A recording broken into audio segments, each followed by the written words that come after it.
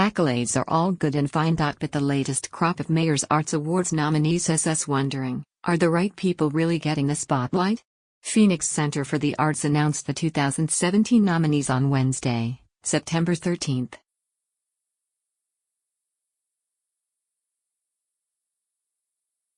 They'll reveal the winners on Thursday, October 12th, during an event dubbed Art in the Park held at downtown's Hance Park.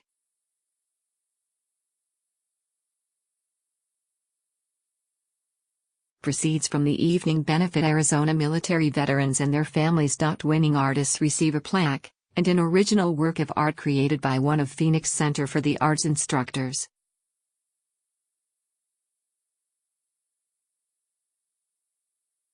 The awards were founded in 2012 because Phoenix Mayor Greg Stanton wanted to honor innovative artists living and working in Phoenix.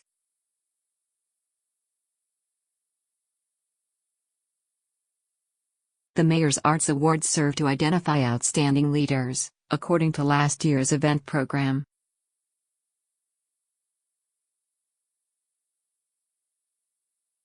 That's not what happened this year. Frankly, the 2017 list of nominees is light on high achievers, and it has some serious omissions.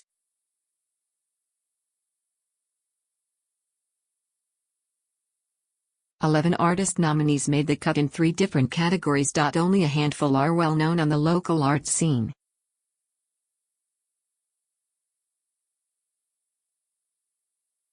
We get that it shouldn't be a popularity contest, but how distinguished can someone's work be if people who closely follow the Valley art scene have never heard of them? The nomination process is pretty simple.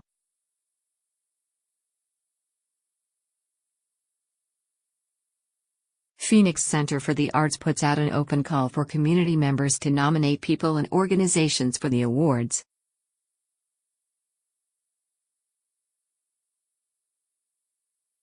A panel chooses the nominees from submissions made by community members. This year's panel included representatives from Stanton's office, the Phoenix Office of Arts and Culture, and Phoenix Center for the Arts, as well as past Mayor's Arts Awards recipients.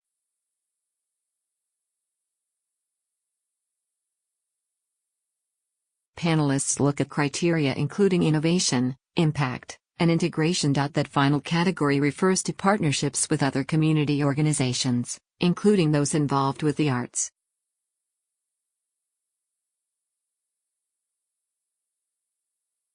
This year's best-known nominees are visual artist Annie Lopez, and 3 of 4 dance nominees, Angel Castro, Julia Curley, and Lisa Starry.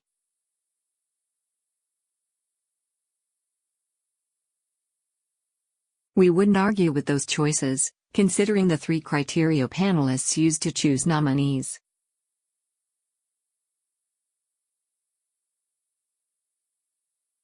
Other nominees include Shyla Ganesan in the dance category, as well as visual artists Jenita Landrum, Swarma Sitaraman, and Kristin Wesley.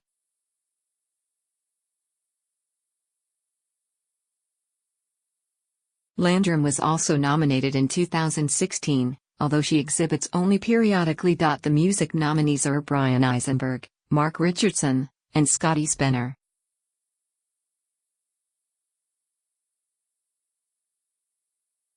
That's triple the number of nominees they had last year, when sole nominee Jerry Lawson took first prize.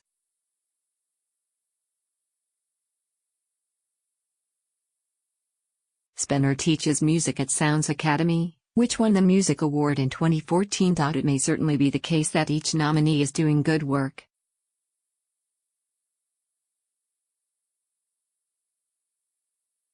That's true for hundreds of artists working in Metro Phoenix. But it doesn't mean the work is having significant impact.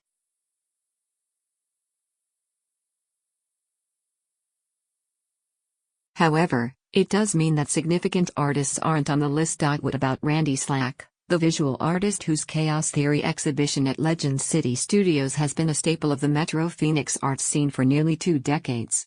Or others who've made important contributions to the visual arts landscape in Phoenix, such as Emily Costello, Lalo Cota, Sam Gomez, Beatrice Moore, J.B. Snyder, or Steve Yazzie. Of course, some worthy candidates aren't on the list because they've been recognized with the Mayor's Arts Award in the past.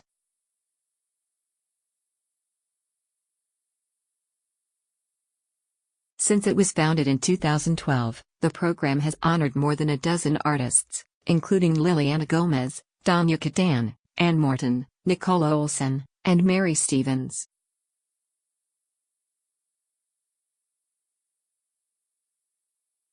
Dancers who should have been singled out this time include Ib Andersen, Elisa Cavalero, Carley Conder, and Jessica Rajko.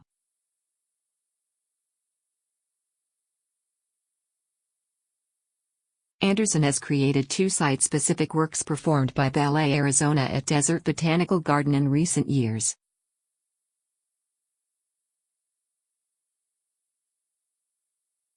Conder presents the annual Breaking Ground Dance Festival, which includes a tiny dance element that's been so well received it's been incorporated into several Phoenix art exhibitions.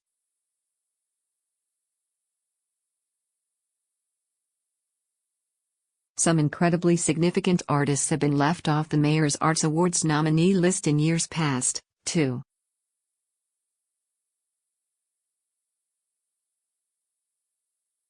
Consider the case of Post Commodity, an artist collective that included a Phoenix-based member when it was selected to show work at the prestigious 2017 Whitney Biennial exhibition.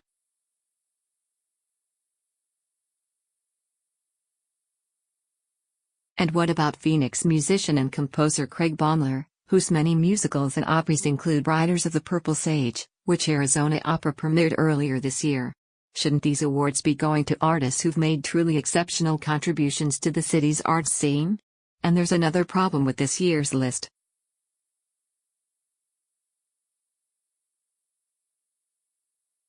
The 2017 Mayor's Arts Awards don't include any theater or literary artists. No theater artists were included because the call for nominations only had 5 categories: visual artist, dancer/choreographer, musician/composer, literary artist, and innovative arts organization.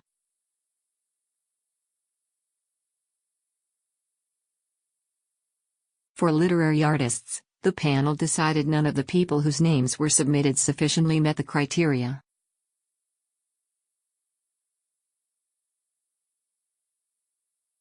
If organizers plan to continue the awards program, they should include the theater community.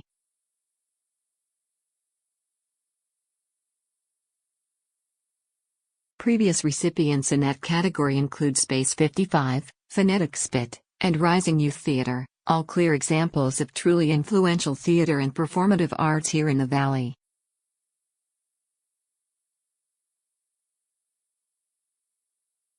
But they should also do more to secure qualified nominees in every category. It's certainly not the case that Phoenix is without literary talent.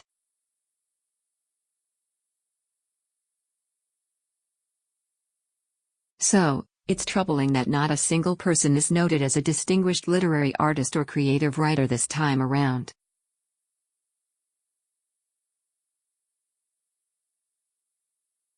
Finally, there's the issue of nominees in the Innovative Arts Organization category.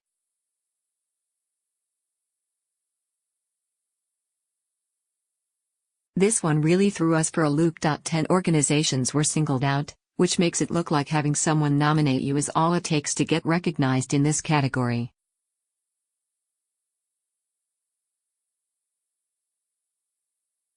And 2 of those nominations are downright bizarre. First, there is Crescent Communities/Crescent Highland.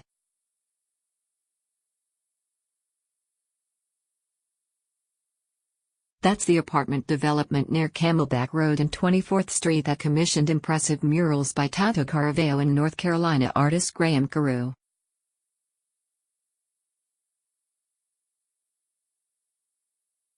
Plenty of condos and apartments are hiring artists to paint murals around Metro Phoenix.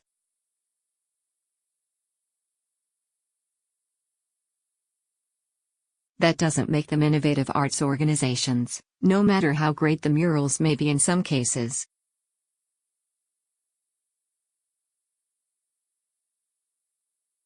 There's also dirty yoga, which just makes our head hurt. Because yoga, for all its many virtues, isn't art.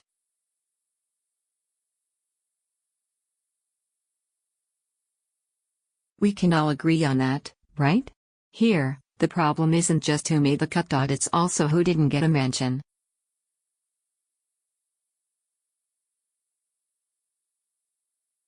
Among those deserving is Phoenix Institute of Contemporary Art, or PHCA, a nonprofit headed by curator, collector, and educator Ted Decker.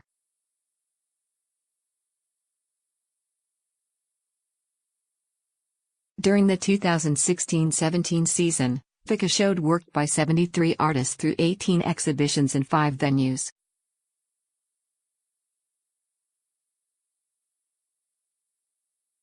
The group also coordinates an artist residency program and helps Phoenix artists publish catalogs of their work.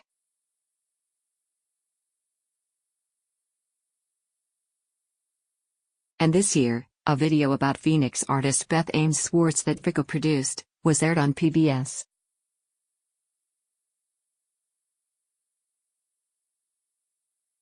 So, what's the essential dilemma here? Individuals and groups who aren't making truly noteworthy contributions to the Metro Phoenix art scene are being recognized with Mayor's Arts Awards nominations.